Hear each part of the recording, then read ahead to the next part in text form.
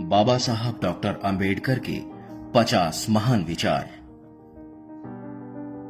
पुरुष नश्वर है और विचार भी। एक विचार को प्रसार की उतनी ही आवश्यकता है जितनी एक पौधे को पानी की, अन्यथा दोनों सूख और मर जाएंगे। धर्मनिरपेक्ष राज्य की अवधारणा पश्चिम की उदार प्रजातांत्रिक परंपरा से प्राप्त होती है। राज्य निधि द्वारा संचालित किसी भी संस्था का इस्तेमाल धार्मिक शिक्षा के उद्देश्य के लिए नहीं किया जाएगा, चाहे वह धार्मिक शिक्षा राज्य या किसी अन्य संस्था द्वारा दी गई हो। एक इतिहासकार जो इतिहास का जन्मदाता है, महान कार्यों का संरक्षक, गुमनामी का दुश्मन, अतीत का गवाह, भविष्य का निर्देशक है। सटीक, ईमानदार और निष्पक्ष होना चाहिए। जुनून से मुक्त, मतलब भय, असंतोष या स्नेह से निष्पक्ष और सच के प्रति वफादार होना चाहिए। आपको अपनी गुलामी स्वयं खत्म करनी होगी। भगवान या एक महामानव पर इसके उन्मूलन के लिए निर्भर न रहें। याद रखें कि संख्यानुसार लोगों का बहुमत में होना पर्याप्त नहीं है। सफलता पाने और बनाए रखने के लिए उन्हें हमेशा सतर्क, मजबूत और स्वाभिमानी रहना होगा। हमें स्वयं अपनी राहों को आकार देना होगा। हिंदू धर्म में विवेक, कारण और स्वतंत्र सोच के विकास के लिए कोई गुंजाइश नहीं है। धर्म अंतर्निहित मूल विचार व्यक्ति के आध्यात्मिक विकास के लिए एक माहौल बनाने के लिए है। इस स्थिति में यह स्पष्ट है कि आप हिंदू धर्म में अपने व्यक्तित्व का विकास नहीं कर सकते हैं। मेरी राजनीति का आधार इस प्रस्ताव में निहित है कि अछूत हिंदुओं का एक उपविभाजन या उपधारा नहीं है और वे भारत के राष्ट्रीय जीवन में एक अलग और विशिष्ट तत्व हैं। लोकतंत्र सरकार का एक रूप नहीं है, बल्कि सामाजिक संगठन का एक रूप है। लोग और उनके धर्म का न्याय सामाजिक नैतिकता के आधार पर सामाजिक मानकों के द्वारा किया जाना चाहिए। किसी अन्य मानक का कोई अर्थ नहीं है।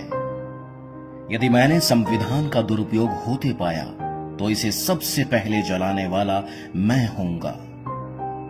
मैं संविधान को व्यवहारिक मानता हूं। यह लचीला है और इतना मजबूत भी कि यह राष्ट्र को शांतिकाल और युद्ध दोनों समय में एक साथ रख सकता है। वास्तव में अगर मैं ऐसा कहूं कि अगर नए संविधान के तहत कुछ गलत हुआ तो इसका कारण यह नहीं होगा कि हमारे पास एक बुरा संविधान था। हमें यह कहना होगा कि मनुष्य बुरा था। समानता एक कल्पना हो सकती है, लेकिन फिर भी एक शासकीय सिद्धांत के रूप में इसे स्वीकार करना चाहिए। जीवन लंबा होने की बजाय महान होना चाहिए। एक सफल क्रांति के लिए वहां असंतोष पर्याप्त नहीं है। राजनीतिक और सामाजिक अधिकारों की न्याय, आवश्यकता और महत्वता का एक गहरा और पूरी तरह से दृढ़ विश्वास होना आवश्यक है। अधिकार तभी वास्तविक है जब उपाय उनके साथ हैं। यदि पीड़ित व्यक्ति को अपने अधिकारों पर हुए आक्रमण पर सहारा लेने के लिए कोई कानूनी उपाय नहीं है तो ऐसे अधिकार देने का कोई लाभ नहीं है। लोकतंत्र केवल सरकार का एक रूप नहीं है। यह मुख्य रूप से संयुक्त संप्रेषित अनुभव के जुड़े रहने की एक विधा है। यह अनिवार्य रूप से हमारे साथी मनुष्यों के प्रति सम्मान और श्रद्धा का एक दृष्टिकोण है। जहां कानूनी अर्थों में कोई गुलामी नहीं है, वहां भी यह स्थिति उत्पन्न होती है। जाति व्यवस्था के रूप में यह पाया जाता है कि कुछ लोग निर्धारित आजीविकाओं पर जाने के लिए मजबूर हैं, जो उनकी अपनी पसंद नहीं है। इतिहास से पता चलता है कि जहां नैतिकता और अर्थशास्त्र संघर्ष में आते हैं, जीत हमेशा अर्थशास्त्र की होती है। निहित स्वार्थों को स्वेच्छा से वापस लेने के लिए कभी नहीं जाना गया है, जब तक कि उन्हें मजबूर करने के लिए पर्याप्त बल न हो। हर मनुष्य के जीवन का एक दर्शन होना आवश्यक है। हर किसी के पास एक मानक होना आवश्यक है जिसके द्वारा वह अपने आचरण को माप सके तथा दर्शन कुछ और नहीं बल्कि मापने के लिए एक मानक है। भारतीय आज दो अलग अलग विचारधाराओं से संचालित होते हैं। उनके राजनीतिक आदर्श संविधान की प्रस्तावना में निहित स्वतंत्रता, समानता और भाईचारे के एक जीवन की पुष्टि करता है। उनके धर्म में समाहित उनके सामाजिक आदर्श इससे इनकार करते हैं। जिस प्रकार पानी की एक बूंद समुद्र में मिलकर अपनी पहचान खो देती है, उसके विपरीत समाज में रहकर मनुष्य अपनी पहचान नहीं खोता। मनुष्य का जीवन स्वतंत्र है। वह सिर्फ समाज के विकास के लिए पैदा नहीं हुआ है बल्कि उसके स्वयं के विकास के लिए हुआ है। बौद्ध धर्म के मौलिक सिद्धांत स्वतंत्रता, समानता और भाईचारा है। बौद्ध धर्म शूद्रों का धर्म कहा जाता था। केवल एक ही व्यक्ति था जिसने अलगाववाद और अस्पृश्यता के खिलाफ अपनी आवाज उठाई और वे बुद्ध थे।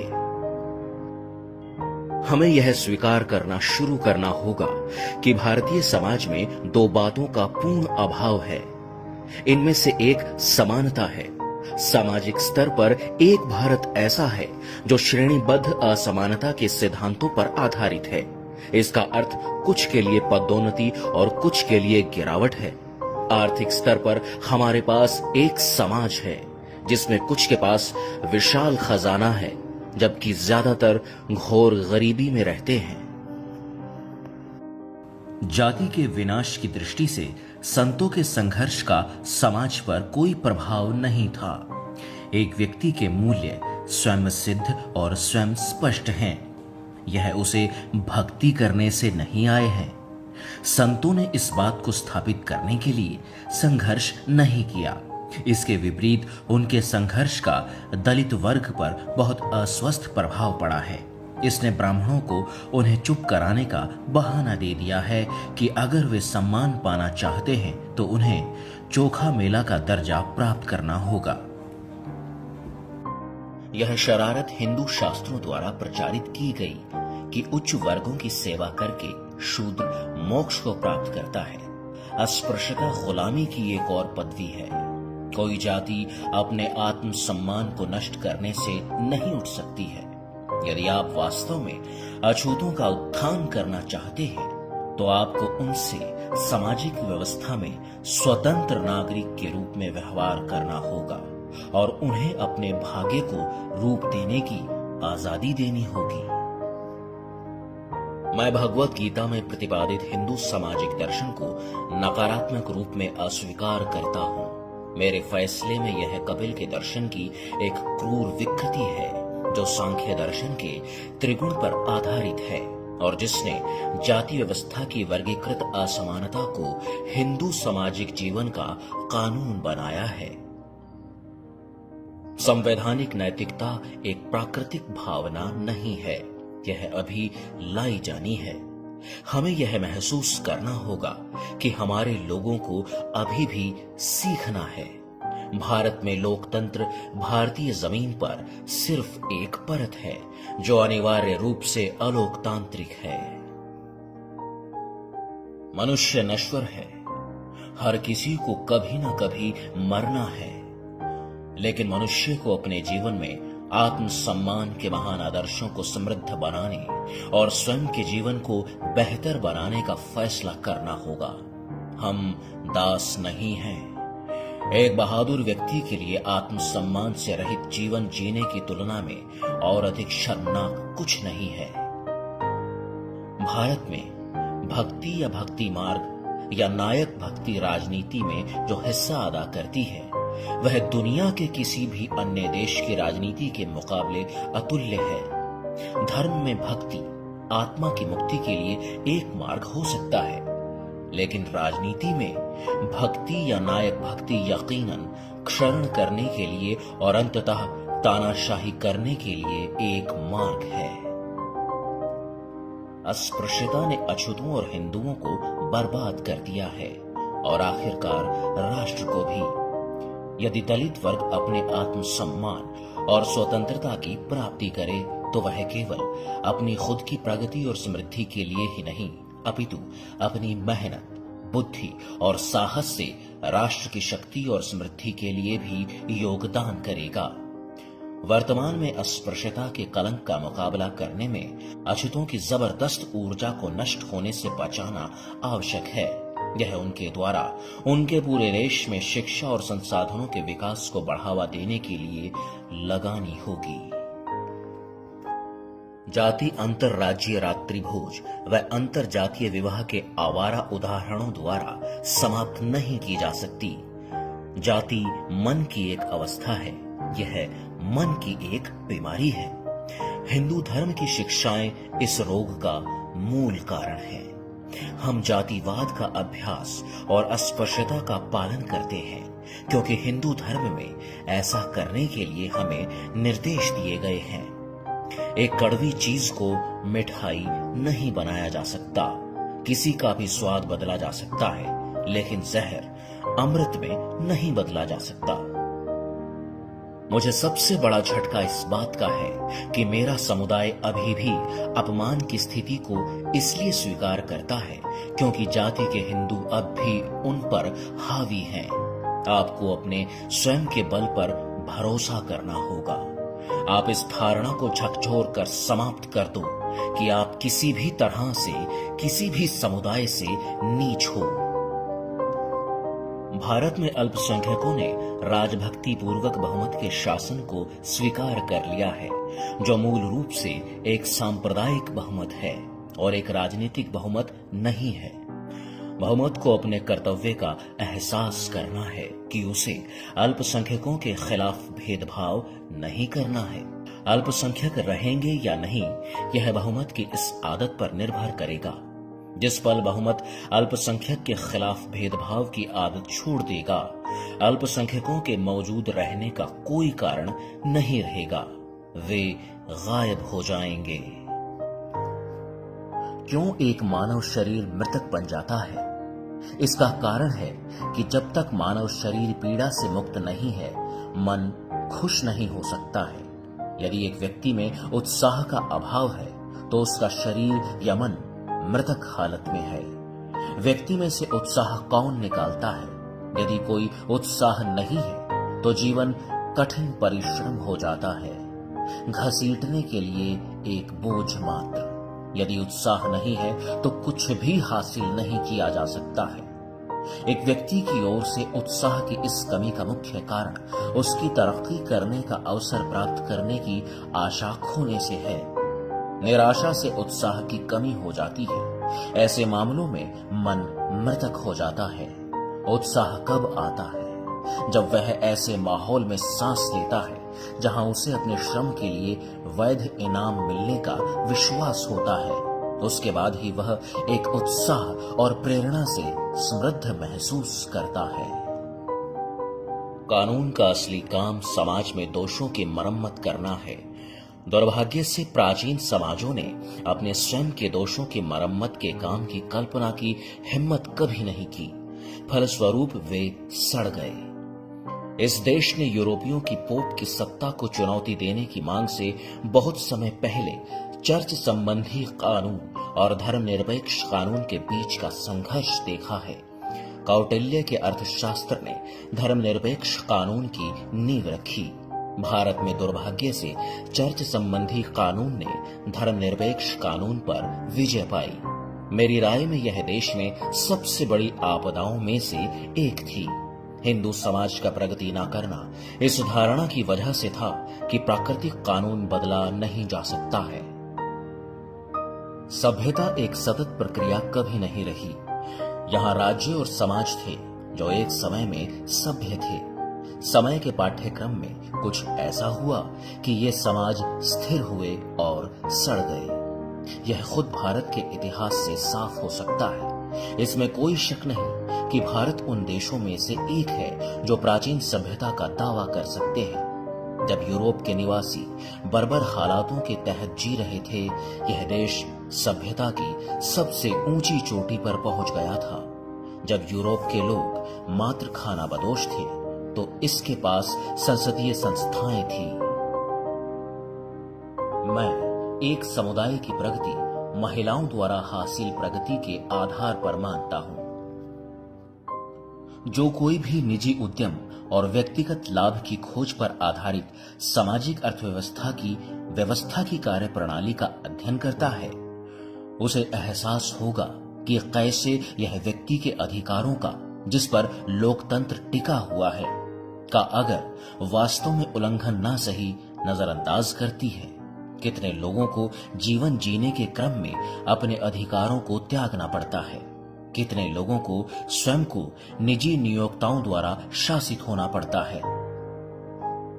भारत एक अजीब देश है और उसके राष्ट्रवादी और देशभक्त अजीब लोग हैं। भारत में एक देशभक्त और एक राष्ट्रवादी वह है जो खुली आंखों से देखता है कि उसके अपने साथी मनुष्यों के साथ मनुष्यों जैसा व्यवहार नहीं करते, लेकिन उसकी मानवता इसका विरोध नहीं करती। वह जानता है कि बिना कारण के पुरुषों और महिलाओं को उनके अधिकारों से वंचित कर रखा है, लेकिन यह मददगार कार्रवाई के लिए उनकी नागरिक भावना को चुभन नहीं देता है।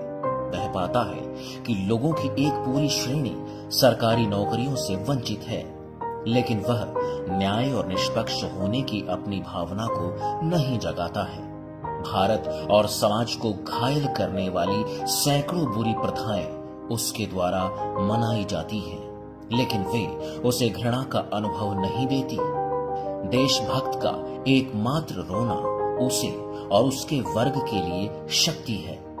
मैं खुश हूं कि मैं देशभक्तों के उस वर्ग से संबंध नहीं रखता हूं। मैं उस वर्ग से आता हूं जो लोकतंत्र पर अपना रुख रखता है और हर रूप में एक अधिकार को नष्ट करना चाहता है। हमारा उद्देश्य जीवन के सभी क्षेत्रों, राजनीतिक, आर्थिक और सामाजिक में एक व्यक्ति एक मूल्य के हमारे आदर्श के अभ्यास का एहसास करना है। वॉल्टर बगेहोत ने चर्चा से सरकार के रूप में लोकतंत्र को परिभाषित किया। अब्राहम लिंकन ने लोगों द्वारा और लोगों के लिए एक सरकार के रूप में लोकतंत्र को परिभाषित किया। लोकतंत्र की मेरी परिभाषा है सरकार का एक रूप और एक पद्धति जिससे सामाजिक जीवन में क्रांतिकारी परिवर्तन बिना रक्तपात के लाया जाता है। यही असली परीक्षा है। यह शायद सबसे गंभीर परीक्षा है, लेकिन यदि आप सामग्री की गुणवत्ता की पहचान कर रहे हैं तो आपको उसका सबसे गंभीर परीक्षण करना पड़ेगा। हमें मात्र राजनीतिक लोकतंत्र से संतुष्ट नहीं होना है। हमें हमारे राजनीतिक लोकतंत्र को एक सामाजिक लोकतंत्र बनाना है। राजनीतिक लोकतंत्र तब तक नहीं रह सकता जब तक यह एक सामाजिक लोकतंत्र पर ना टिका हो। सामाजिक लोकतंत्र का क्या अर्थ है? इसका अर्थ जीवन का एक तरीका है जो स्वतंत्रता, समानता और भाईचारे के सिद्धांतों को पहचानता है। स्वतंत्रता, समानता और भाईचारे के इन सिद्धांतों को अलग वस्तुओं के रूप में नहीं देख सकते। ये इस तरह से एक संघ के रूप में है कि एक का दूसरे से तलाक लोकतंत्र के उद्देश्य को समाप्त कर देगा। स्वतंत्रता का समानता से तलाक नहीं किया जा सकता और न ही स्वतंत्रता और समानता का भाईचारे से तलाक किया जा सकता है। सामाजिक संघ के बिना राजनीतिक एकता प्राप्त करना मुश्किल है। यदि प्राप्त हो भी गई तो यह उतनी ही अनिश्चित होगी जितना गर्मियों में एक पौधा जिसे हवा का झोंका जड़ से उखाड़ देता है।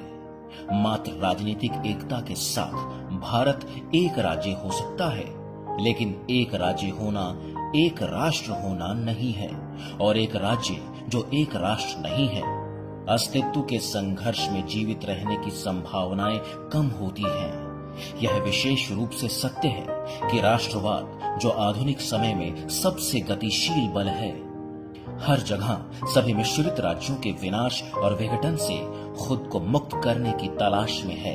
एक मिश्रित और समग्र राज्य के आंतरिक पुनरुत्थान के लिए खतरा बाह्य आक्रमण में इतना निहित नहीं है जितना उसकी खंडित, फंसी, दबी और उसकी इच्छा के खिलाफ आयोजित राष्ट्रीयता में है। आत्मसम्मान की कीमत पर जीना शर्मनाक है। आत्मसम्मान जीवन में सबसे महत्वपूर्ण कारक है। इसके बिना आदमी कुछ नहीं है। आत्मसम्मान के साथ जीने के लिए कठिनाइयों पर काबू पाना पड़ता है।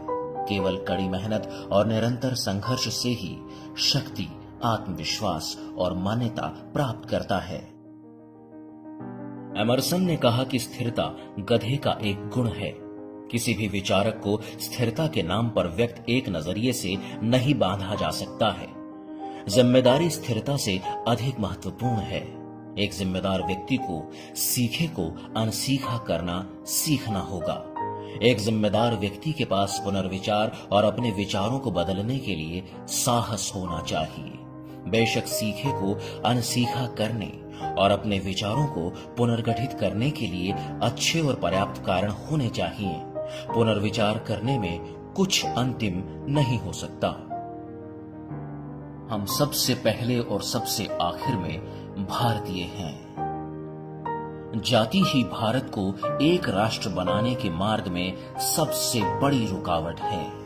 अगर भारत को एक राष्ट्र बनाना है तो जाति को समाप्त करना होगा और इसके लिए जाति की शिक्षा देने वाले धर्मशास्त्र को डायनामाइट से उड़ाना होगा। मुझे वह धर्म पसंद है जो स्वतंत्रता, समानता और बंधुत्व सिखाता है। वे इतिहास नहीं बना सकते जो इतिहास को भूल जाते हैं। शिक्षित बनो, एकजुट रहो और संघर्ष करो।